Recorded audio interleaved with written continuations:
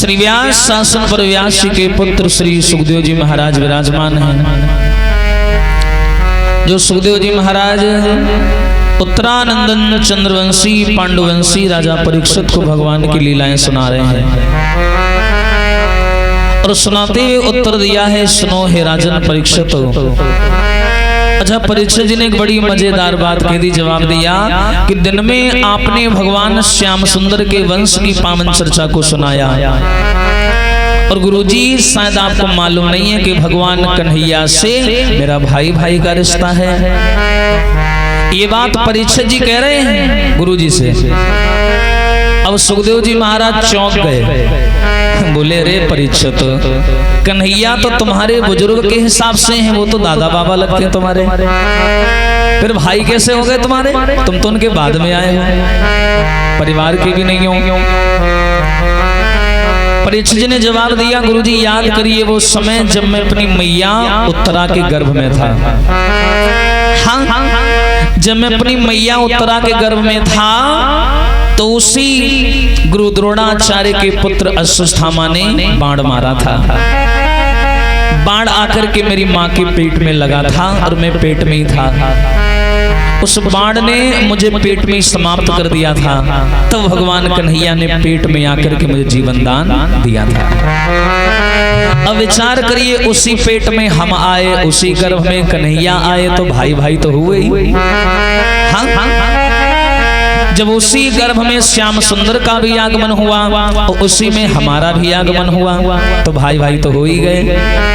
बोले बिल्कुल सही कहा तुमने, लेकिन इसलिए रघुनाथ की उंगली पकड़े रहो और सभी लोग मिलकर के भाव से बोलो, क्या मेरी पकड़ो ले मैया। सभी लोग मिलकर के बोलेंगे, मेरी छोड़ो न बहिया, अरे अवध सैया मोरी छोड़ो न बहिया, अवध सैया मोरी छोड़ो न बहिया।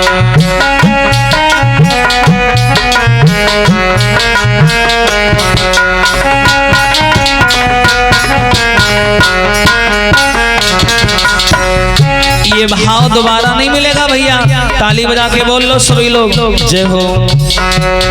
मोरी छोड़ो न बहिया, ये ना सोचना कि गर्मी से तुम ही परेशान हो, तुम तो शांत बैठे हो, यहाँ तो इंजन चल रहा है। गर्मी हमें लग रही है सबसे ज्यादा, और कीड़े मकोड़े घुस जाते हैं, तुम्हें कहा है, तुम तो उठ के चले जाओगे, निकाल आओगे, हम कहाँ जाए। हाँ भैया, दिक्कत तो हमें है। बोलिए सभी लोग ताली बजा के, जय हो। मोरी छोड़ो न बहिया हो अवध सैया, मोरी छोड़ो न बहिया।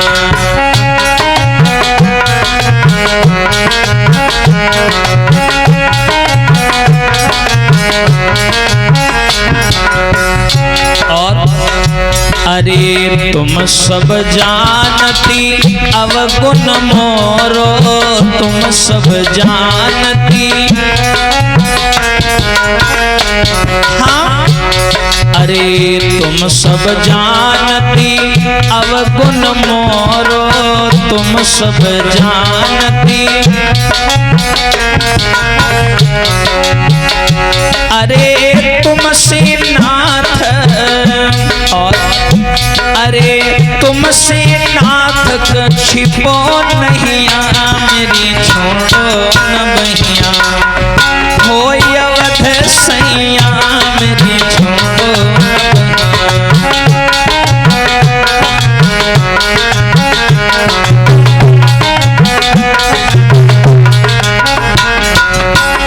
हे नाथ, तुमसे कुछ भी नहीं छुपा।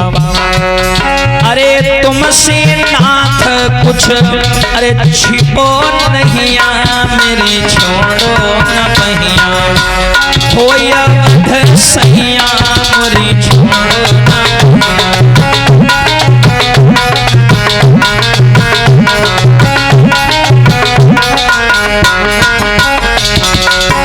कितना बढ़िया भाव है। कि तुम सब जानती अवगुण मोरो और तुमसे नाथ छिपो नहीं आ। तुमसे कुछ नहीं छिपा। हाँ अब क्या बोला है साधक, अरे भव सागर में अरे बही जाती है भव सागर में। हाँ अरे भव सागर में हाय बही जाती है।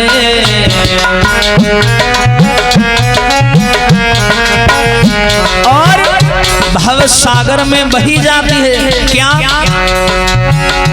अरे अब तो नाथ, हाँ अरे अब तो नाथ कहो बहिया मोरी छोड़ो न बहिया, ए सिया के सैया मोरी छोड़ो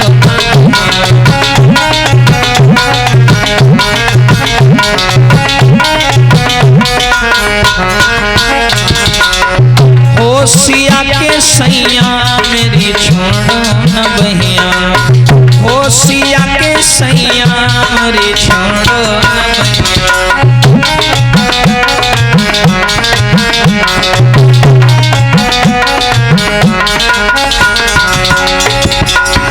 एक बार आंख बंद करके बड़े सच्चे मन से भाव से बोल दो, क्या धीरे से, मेरी छोड़ो न बहिया, हाँ मोरी छोड़ो न बहिया, हो अवध सैया मेरी छोड़ो न बहिया।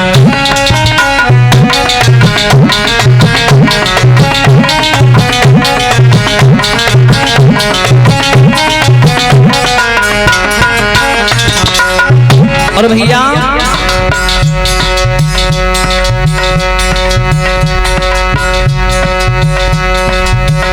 भाव बढ़ते जा रहे हैं भक्तों के, क्या ब्रसभान कुंवरी अरे चरण की चेरी,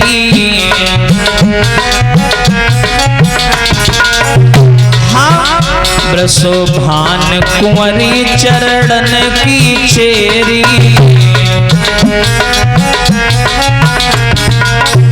और अरे अब तो नाथ, हाँ अरे अब तो नाथ पड़ूं पैया मेरी छोड़ो न बहिया। से नहीं ऊंचे ऊंचे हाथ करके सभी लोग बोले जय हो, क्या अरे मोरी छोड़ो न बहिया। कौन आगे की लाइन बोलो, अति देर का आल्हा गा रहे का, मोरी छोड़ो न बहिया अवध सैया, हाँ मोरी छोड़ो न बहिया हो अवध सैया मेरी।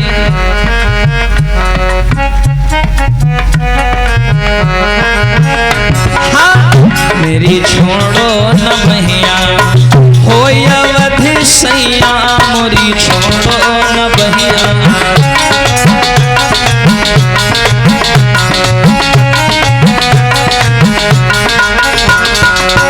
और अरे ना हम की नहीं अरे साधु सेवा ना हम की नहीं, अरे मैं तो पापी हूँ भगवान मैंने कुछ नहीं किया। अरे ना हम की नहीं अरे साधु सेवा की नहीं। और अरे विप्रन दान, हाँ अरे दुखियन दान दियो नहिया मेरी छोड़ो न बहिया। ना तो साधु पूजा की और न दुखियों को दान दिया, अरे दुखियन दान दियो नहिया मेरी छोड़ो न बहिया। ओ अवध सैया मेरी छोड़ो न बहिया।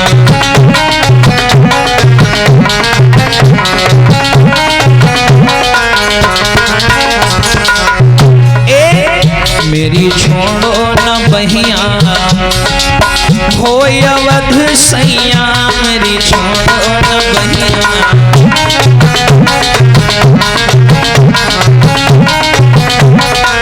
मोरी छोड़ो न बहिया। बोलिए सच्चिदानंद भगवान की। आज परीक्षित जी महाराज वही कहते, मोरी छोड़ो न बहिया अवध सैया।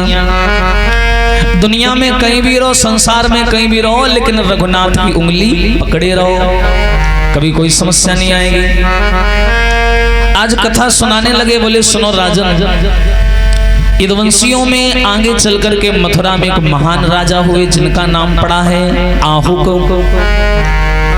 और इन्हीं आहुक के दो बेटा हुए हैं जिनके नाम है देवक और उग्रसेन। ये सारे के सारे चंद्रवंशी राजा हैं। इनमें दो वंश निकल के आए हैं, आहुक के वंश में अंधक और वृषणी वंश। वृषणी वंश में भगवान श्याम सुंदर आए और अंधक वंश में वासुदेव जी, है ना, तमाम प्रकार के राजाओं ने जन्म लिया। ये एक ही वंश की अलग अलग शाखाएं हैं, सबके कर्मों के हिसाब से नाम पढ़ते चले गए। प्रमाण ये मिला कि जिस समय महाराज आहुक के दो बेटा हुए देवक और उग्रसेन। देवक बड़े हैं। अच्छा, राजनीति में एक नियम होता है, अगर राजा मर जाए या तो फिर सन्यास ले ले, तो सीधी सी बात है कि राज्य का नियम होता है कि भाई राज्य का बड़ा लड़का जो होता है राजा का, वही राज्य का मालिक बनता है। लेकिन जिस समय देवक से बोला गया ऐसा करो तुम राजा बन जाओ, देवक ने मना कर दिया। देवक ने कह दिया मैं राजनीति में नहीं आना चाहता, मैं तो भगवान का भजन करूंगा, मेरा वही जीवन है, मैं उसी में जाऊंगा। मैं ये सब नहीं कर पाऊंगा, मैं तो भजन करूंगा अपने ठाकुर जी का, और मैं भजन करने जाऊंगा जंगल। प्रमाण ये मिला कि देवक जो महाराज हैं ये भजन करने चले गए। अब रह गए उग्रसेन। उग्रसेन बने हैं मथुरा के राजा। यहाँ देवक ने अपने पिताजी से भी कहा, पिताजी यही मौका है भजन करने का। बुढ़ापा में भजन थोड़ी ना होता है। भजन कर मस्त जवानी में, और बुढ़ापा किसने देखा है। भजन कर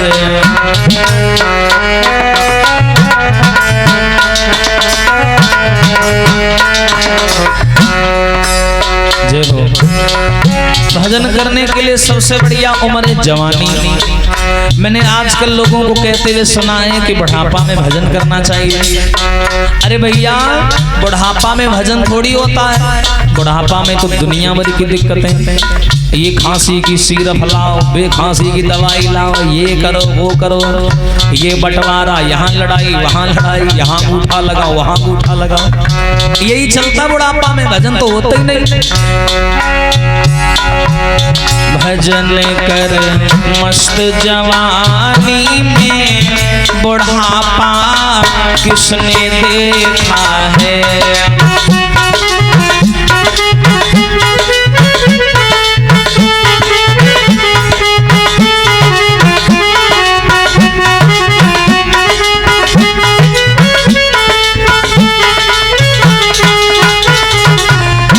और देखिए प्यारे, जब ये बैरी बुढ़ापा आएगा तो क्या होगा।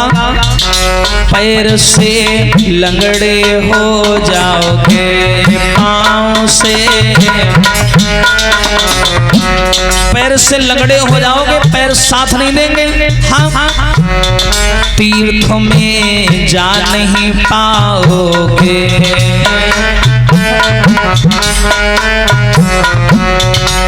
तीर्थों में जा नहीं पाओगे।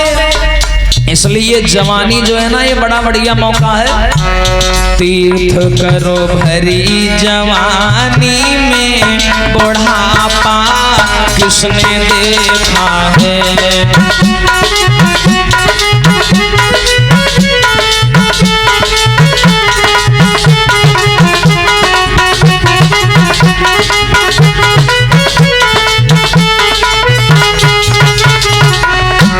प्यारे, तीर्थ करना है तो भैया जवानी में कर लीजिए, इससे बढ़िया मौका फिर ना मिलेगा।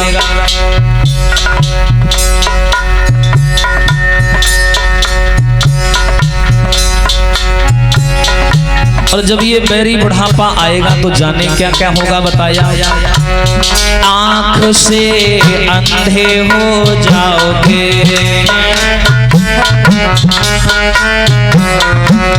आंख से अंधे हो जाओगे। और भैया दर्श तुम कर नहीं पाओगे, आंख से अंधे हो जाओगे। अरे हम तो बड़ा सम्मान से बोल रहे हैं कि अंधी हो जाओगे, और गांव देहात में लोग क्या बोलते हैं, अंधारा अंधारा। हाँ भैया दर्श कर नहीं पाओगे, लेकिन ये मौका बढ़िया है। दर्श कर भरी जवानी में बुढ़ापा किसने देखा है।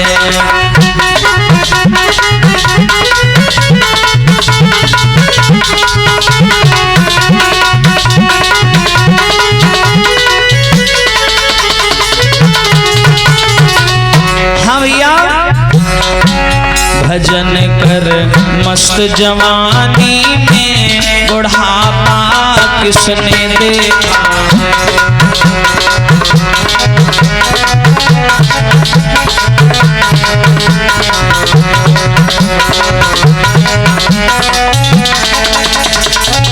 किसने देखा है। अब तो बड़ी समस्या बताते हैं। जब ऐसे शब्द बोले हैं महाराज देवक ने, तो अंत में देवक तो जंगल चले गए भगवान का भजन करने के लिए। बताते हैं राजा बने हैं मथुरा के महाराज उग्रसेन। जिस समय उग्रसेन राजा बने तो उग्रसेन की पत्नी का नाम है पवन रेखा। गर्ग संहिता में इनका नाम बताया गया है पद्मावती। बड़ा ही सुंदर स्वभाव है मैया पवन रेखा का। ये मथुरा के राजा की पत्नी है पवन रेखा। सारे सुख भगवान ने दिए, खाने को सुंदर सा भोजन देते हैं परमात्मा, महल दिए, दो महिला दिए, धन दौलत संपत्ति दे डाली। राजा है आखिर मथुरा के। लेकिन याद रखना सर्व सुख भगवान किसी को दुनिया में नहीं देता है। देखिए कंठ दिया कोयल को तो सुंदरता छीन ली। कोयल कितना मीठा बोलती है, इतना मीठा बोलती है, लेकिन देखने में कैसी है, काली। और सुंदरता दी है बगुले को, इच्छा छीन ली। बगुला देखने में सुंदर है, लेकिन खान पान उसका बड़ा गंदा है। इसलिए मानव की सुंदरता उसी में है जिसके कर्म सुंदर हों। प्रमाण ये मिला कि जैसे महाराज उग्रसेन राजा बने तो इनके आंगन में सबसे बड़ी त्रुटियां और सबसे बड़ी कमी एक ही है। वो क्या है कि ये पुत्र विहीन है, एक बेटा नहीं है इनके आंगन में। एक बार ऐसी समाज में बेचारे कहीं बैठे तो किसी ने बोल दिया कि सुनते हैं जो भी नर अपने जीवन में पुत्र न पाते हैं, ये स्वयं नरक में जाते हैं और पुरखों को ले जाते हैं। ऐसे शब्द बोल दिए, इनको बड़ा बुरा लगा। इनकी पत्नी जो पवन रेखा है उम्र भी काफी हो गई है, आंगन में बेटा नहीं हुआ। एक दिन इन्होंने पति से आज्ञा मांगी, महाराज यहाँ मन नहीं लग रहा है, मैं जंगल में घूमी आऊं जाके, थोड़ा मन बहल जाएगा। बोले जाना लेकिन अकेली ना जाना, सहेलियों को साथ में ले लेना। बोले ठीक है। अब ये चली पवन रेखा 4-5 सहेलियों को लेकर के जंगल में आई मन बहलाने के लिए। जिस लड़की को जो दिशा पसंद में आई वो लड़की उस दिशा में घूमने चली गई। पवन रेखा अकेली हो गई। अब पवन रेखा जब अकेली हो गई तो प्रमाण ये मिला, उसी जंगल में बताते रहता था धर्मिलिक नाम का राक्षस।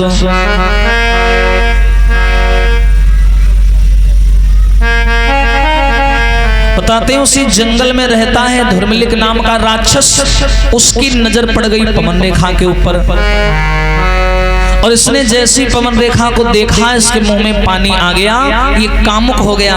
इसने विचार किया मौका बढ़िया है, ये मथुरा की रानी है और जंगल में अकेली है, क्यों ना इसके साथ छल करना चाहिए। इसने देर नहीं लगाई, तुरंत क्या किया, पवन रेखा के पति का भेष बनाया। बड़ा आसान था ये। पति का भेष बनाया और पति का भेष बना करके ये पवन रेखा के सामने जाकर खड़ा हो गया और बोला कि मैं आ गया। पवन रेखा ने पलट के देखा कि महाराज खड़े हैं। जवाब दिया, महाराज तुम यहाँ कैसे? तुम महलों में थे, अभी मैं तुमसे आज्ञा लेकर के आई हूँ, तुम यहाँ कैसे आ गया?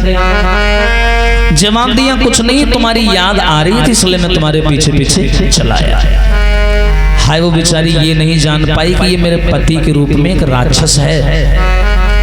ये मेरे पति का भेष बना करके आया, वो दुखिया जान नहीं पाई। उस नालायक ने क्या किया, पति का भेष बना करके रानी के साथ में छल कर डाला। छल करने के बाद में अच्छा रानी को लगा ये मेरा पति है। पति समझ करके रानी ने अपना शरीर उसके हवाले कर दिया। उसने छल कर डाला। छल करने के बाद में जब अपने असली भेष में आकर के खड़ा हुआ और जो रानी ने उसका असली चेहरा देखा, कलेजा फट गया। हाय, ये क्या हुआ? कौन है तू? अरे तेरो हुई है सत्यानाश, अरे पापी धर्म बिगाड़ो मेरो।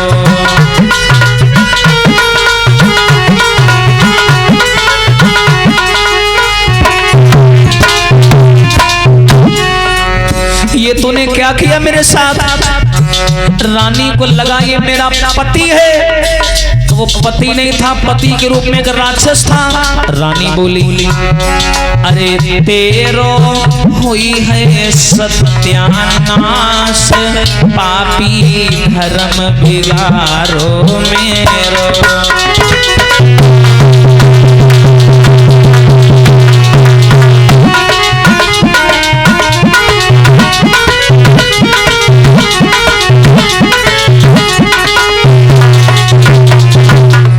अरे सुनो, अगर मैं पहले जान जाती कि तू मेरा पति नहीं है तो कभी मैं अपना शरीर तेरे हवाले नहीं करती। अरे पहले जो जानी मैं लेती, तय श्राप भस्म करी देती।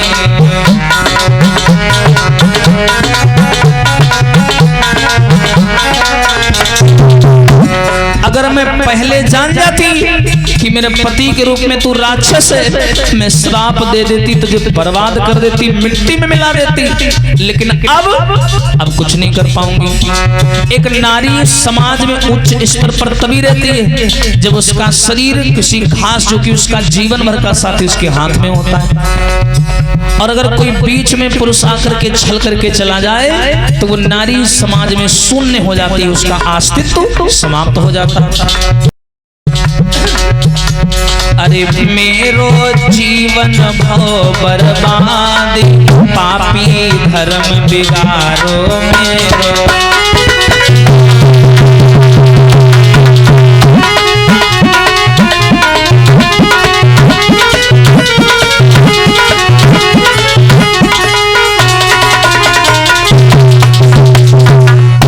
रानी ने रोकर के कहा, हाय ये तूने क्या किया? मुझे कहीं मुंह दिखाने लायक नहीं छोड़ा तूने।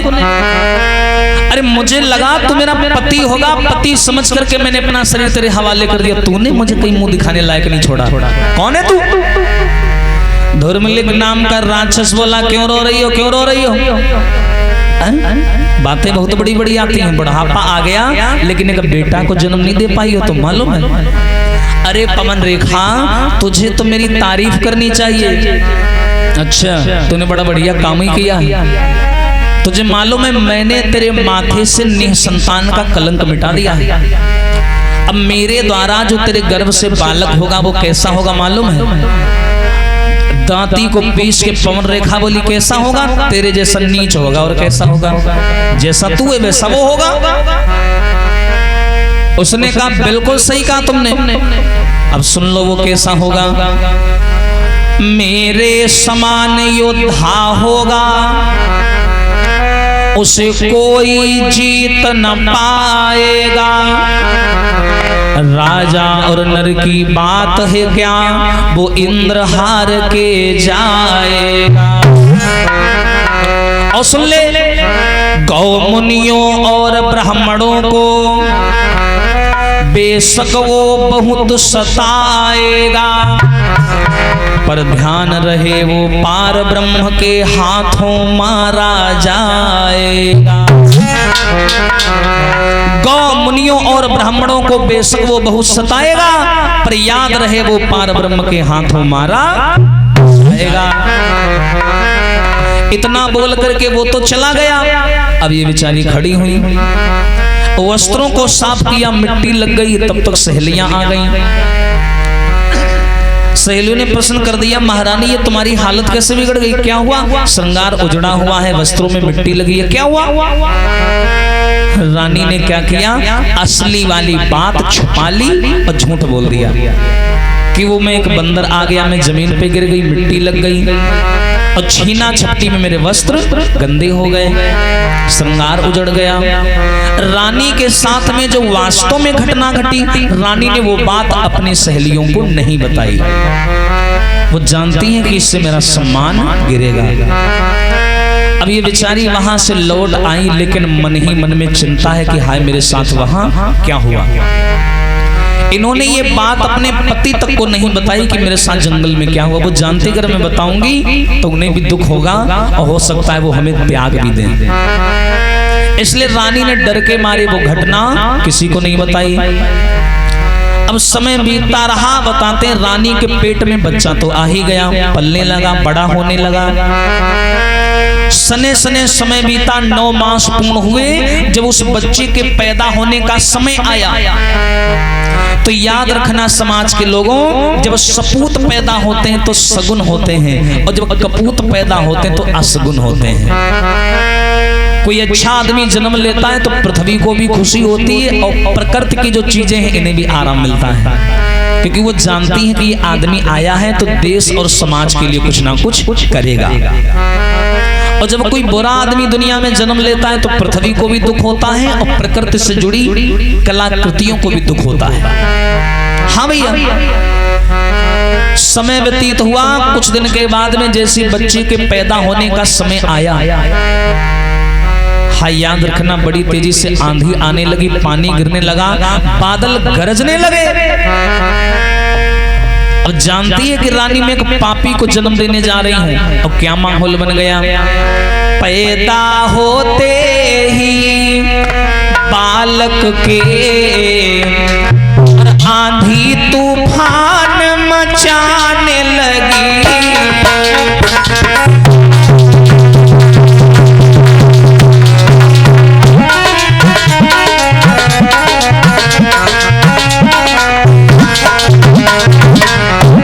भैया अरे पैदा होते ही बालक के आंधी तूफान मचाने लगी। और भैया धरती कांपी, ब्रह्मांड हिला, धरती कांपी, ब्रह्मांड हिला, एक महाप्रलय सी आने लगी।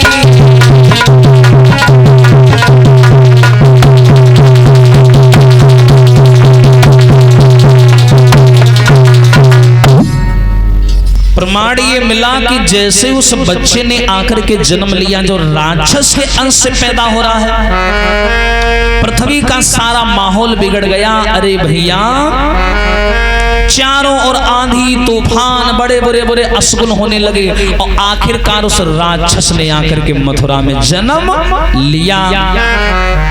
बच्चे का जन्म हो गया। अब कोई ढंग का आदमी पैदा हुआ होता चलो जयकारा भी बोलते, राक्षसों के कहीं जयकारे थोड़ी बोले जाते हैं। राक्षसों के जयकारा राक्षसी बोलते हैं जो उनकी सभा में होते हैं। उस बच्चे का नाम पड़ा है भोजराज कंस। आकर के मथुरा में जन्म लिया। कहते हैं हर मैया बच्चे को जन्म देने के बाद में सीने से लगा लेती, हर माँ बच्चे को जन्म देने के बाद सीने से लगा लेती है। लेकिन माँ ने क्या किया, उस बच्चे को लिया और लेने के बाद में जमीन पर पटक दिया। अच्छा वो मैया जानती है कि ये मेरा बेटा नहीं है सगा, ये मेरे पति का अंश नहीं है, ये तो एक राक्षस का अंश है, इसलिए जमीन में पटक दिया। लेकिन वो राक्षस इतना शक्तिशाली था कि ठहाका मार करके हंसने लगा। रानी का कलेजा फट गया।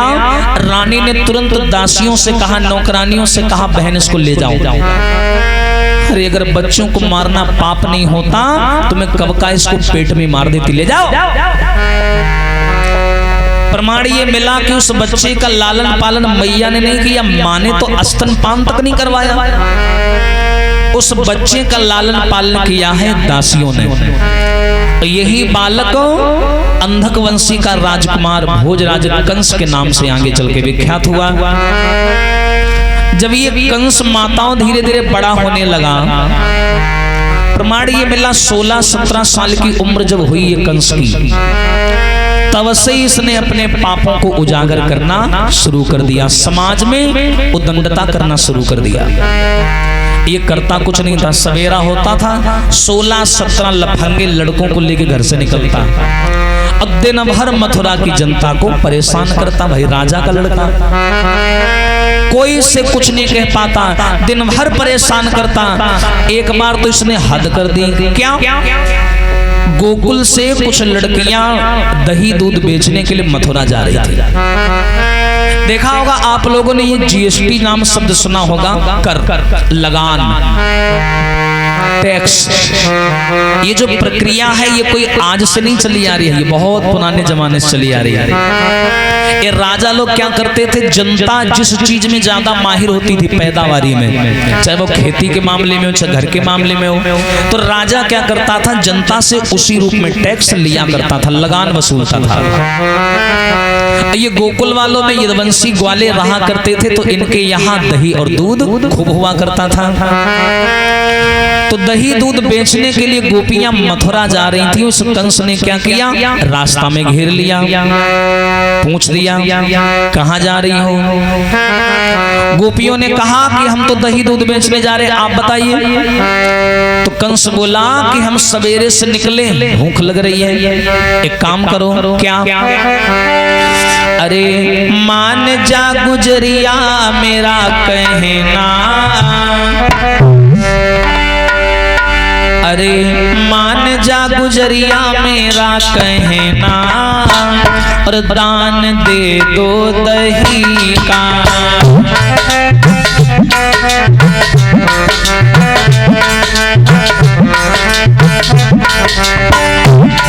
अरे मान जा गुजरिया मेरा कहना, दान दे दो दही का।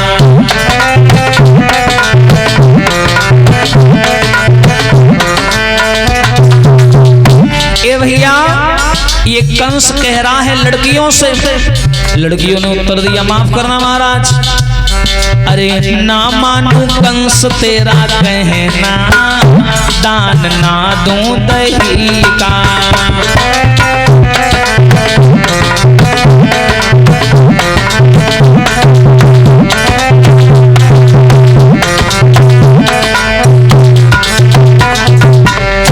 अरे मान जा, थोड़ा दही खिला दे। लड़कियां बोली, माफ करना, दही नहीं खिला पाएंगे। क्यों? अरे हमने सुना है कि तुम मदिरा पीते हो।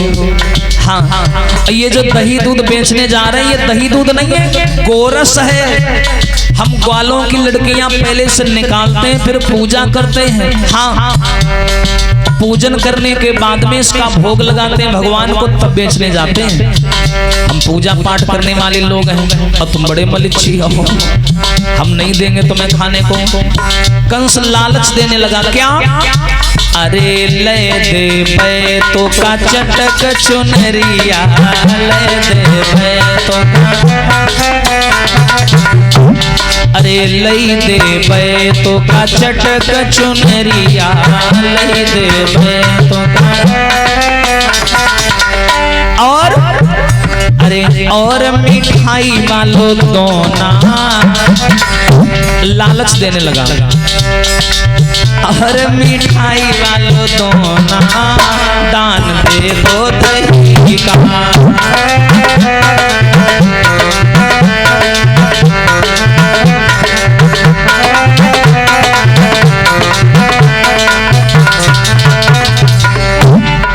जैसे कंस ने कहा कि मैं मिठाई वाला दोना दे दूंगा, ये देखो कपड़े फटे पुराने पहन रखे, ग्वालों की लड़कियां, निर्धन थे, गरीब थे। कंस बोला बढ़िया कपड़े दिला दूंगा तुम्हें, मान जाओ। ये लाइन बड़ी खतरनाक है।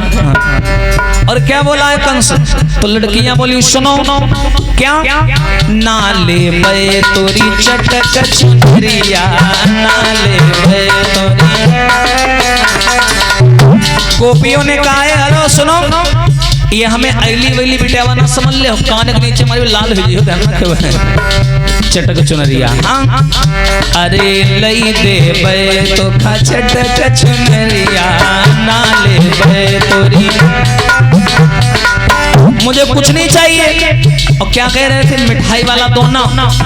हमारे यहाँ गोकुल में इतना दही दूध होता है, हम लोग बना के खुद ही खा लेंगे। और का अरे ना ही मिठाई वालो दोना,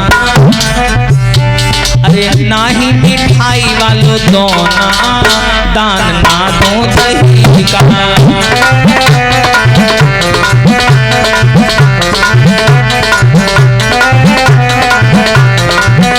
दान ना दो दही का।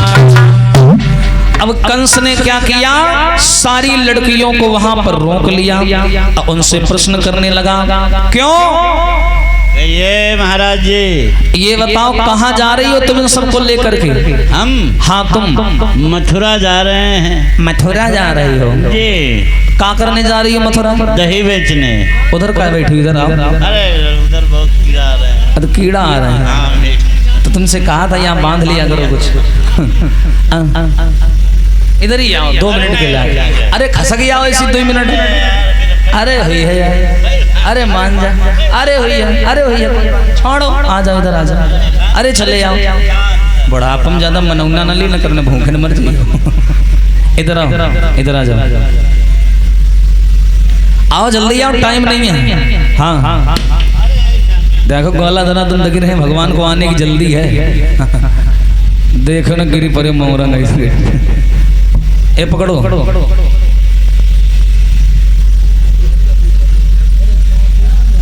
हाँ क्या बता रही तुम? ये सब कहाँ जा रही हो तुम सब लोग? मथुरा जा रहे हैं दही बेचने। अच्छा मथुरा जा रही हो दही बेचने जी। ये सब कौन है?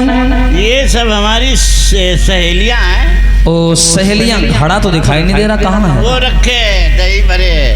अच्छा अच्छा अच्छा, तो ये काम करो, ए शांत रहो, इधर थोड़ा इनसे परिचय करवाओ हमारा। ये सरोजनी नाम है इसका। वारी सरोजनी। ये प्रेमलता है। ये अच्छा हाँ। ये कीर्ति देवी। कीर्ति देवी है ये। और भी कोई है साथ में तुम्हारे? और है वो एक बैठा है, वो चुगन बैठा है। हाँ वो भी रहता है साथ में। अच्छा अच्छा, तो ये सब तुम्हारी सहेलियां हैं और तुम इनकी बड़ी अम्मा हो। भाई बूढ़ी हो, सबसे ज्यादा सीनियर हो तो बड़ी अम्मा भाई और का। तो ये सब दही दूध बेचने जा रही हो है? जी जी जी। इससे क्या होता है दही दूध बेच के? ये हम लोग अपना जीवन चलाते हैं इससे। अच्छा जीवन चलाती हो, जीवन यापन करते हैं। तो ये सब सहेलियां तुम्हारे साथ में बेचने जाती हैं? सब जाती हैं। ये एक काम करो, ये सब हमारे मित्र बैठे हैं जी, इन लोगों को बड़ी देर से भूख लगी है दही दूध की। अच्छा तो ऐसा करो, तुम सुना है गोकुल की लड़कियां दही दूध बड़ा अच्छा बना लेती हैं। अच्छा हाँ, तो एक काम करो, थोड़ा सा इनको खिला दो। इनको? हाँ इनको। इनका चेहरा नहीं लग रहा दूध दही खाने वाला। खाने वाला खिला दो थोड़ा सा। अरे रत्ती भर नहीं मिलेगा। क्यों नहीं मिलेगा? ना क्यों नहीं मिलेगा? कारण बताओ। नहीं मिलेगा। कारण बताओ। अरे ये नपा तुला दही सब जाता है वहाँ मथुरा बेचने। अच्छा अच्छा, इसमें कुछ नहीं मिलेगा। अच्छा तुम खूब खाती हो, शरीर बहुत मोटल्ली हो तुम इस समय। हाँ खूब खा रही हो दवा के इस समय, बढ़िया है। ये तो चुरा के भी खा लेता है, शरीर ही दिखाई दे रहा है। दूध आता है हम लोगों के लिए, चुरा के खुद पी जाता है और मैं पानी मिला के धर दिया है। देखो बुद्धि। खैर कोई बात नहीं है। अब इस कंस ने जब लड़कियों से कहा ऐसा करो दही दूध हमें दे दो, लड़कियों ने मना कर दिया। लड़कियां बोली माफ करना महाराज, दही दूध हम नहीं दे पाएंगे। जो ये शब्द सुने कंस गुस्से में आ गया, बोला क्या कहा तुमने, तुम जानती हो मैं कौन हूं मैं? लड़कियां बोली हाँ जानते हैं, राजा उग्रसेन के लड़का हो तुम। कंस बोला जानती हो भाई भी डरती नहीं हो हमसे? लड़कियां बोले हैं तुमसे क्या डरना, उसमें डरने वाली बात क्या है, कोई हमने गलत थोड़ी बोला तुम्हें, हमारी चीज है हमारा हक है, हम नहीं देना चाहते तुम्हें, बात खत्म, जाने दो हमें। लेकिन वो कहाँ सुनने वाला, उसने अपने सब साथियों को आदेश कर दिया एक काम करिए, जितनी ग्वालों की लड़कियां खड़ी हैं इन्हें पेड़ों से बांधो और बांध करके कोड़े की मार लगाओ, ताकि इन्हें मालूम पड़े कि कंस है कौन। इसने सारी लड़कियों के साथ में दुर्व्यवहार किया और सब लड़कियों को पेड़ से बांध के मारा कंस ने। अब ये सारी लड़कियां रोते रोते गईं अपने घर में, अपने घर वालों को, यदुवंशियों को बताया महाराज कंस ने ऐसा ऐसा किया। ये सारे ग्वालों का दिमाग खराब, बांधा सर में साफा और उठाई लाठी, चढ़ बैठे मथुरा के ऊपर। मथुरा में उग्रसेन के दरबार में आए, बोले रक्षा करिए महाराज। उग्रसेन बोले यदुवंशियों क्यों आए हो? भगवान की बात याद करके सारे ग्वाला कहने लगे महाराज आपको मालूम है आपके लड़के ने क्या किया? क्या किया? हमारी लड़कियां दही दूध बेचने यहाँ आ रही थी और आपके लड़का ने उनको रास्ता में घेर करके उनके साथ में दुर्व्यवहार किया। 16-17 लड़कों के साथ में था वो। अब बताइए आप राजा हैं, हम प्रजा हैं, और जब रक्षक ही भक्षक बन जाएगा तो हम कहां जाएंगे? उग्रसेन ने ये शब्द सुने आंखों से आंसू आ गए। विचार करने लगे कि मैं जब से राजा बना और यहाँ मथुरा में पुरखों से राजनीति चली आ रही है, लेकिन लड़कियों के मामले में आज तक कोई शिकायत नहीं आई, लेकिन जब से ये कंस पैदा हुआ है तब से कोई ना कोई शिकायत आती रहती है। हाँ बोले बड़े दुख की बात है। बोले परेशान ना, एक काम करो इस कंस को बुलाओ। कंस को सबके सामने बुलाया गया, खड़ा किया गया और जवाब दिया गया क्यों रे? हमने सुना है तूने गोकुल की लड़कियों को मारा है और ये शराब के नशे में था। बिल्कुल भी नहीं दबा अपने पिता से। और दबे क्यों? ये दवा दबने वाली थोड़ी ना, जो इसने दवा अपने अंदर डाल रखी थी ये दबने वाली थोड़ी ना। अरे ये शराब तो ऐसी दवा है कि इसको पीने से ही चेहरे पे रूहानी आए और इसे बुढ़ा भी पिए तो भी जवानी है। ये ऐसी चीज है भैया, ये बिल्कुल भी नहीं दवा। अपने पिता के सामने सीना तान करके कहने लगा हाँ मारा है, मौका लगेगा फिर मारेंगे। उग्रसेन के सामने बोला।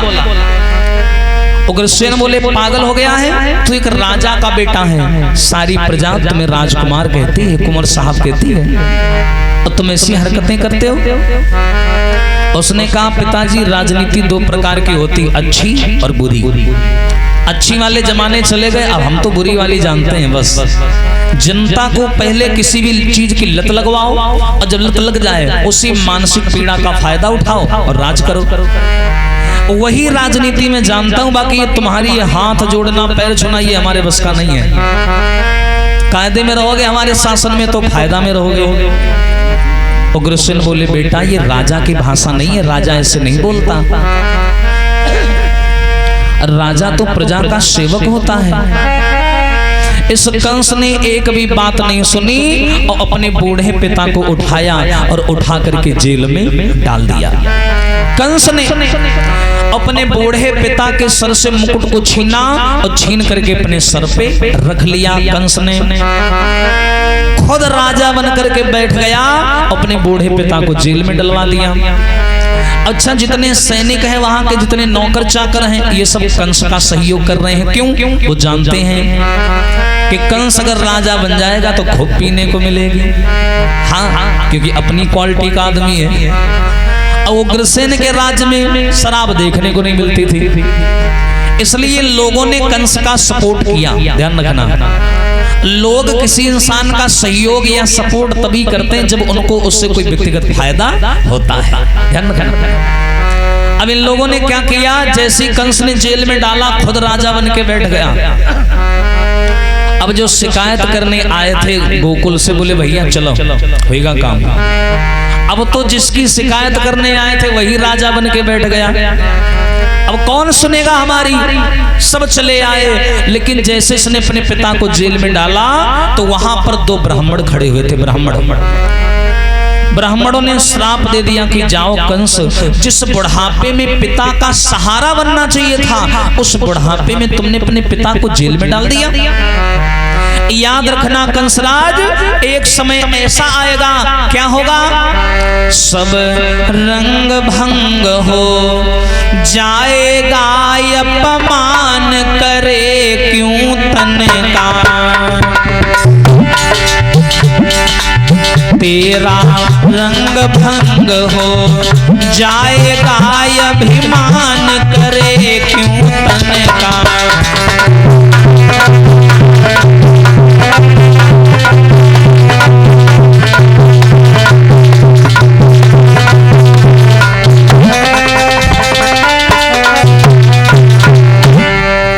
उसने कहा सुन ले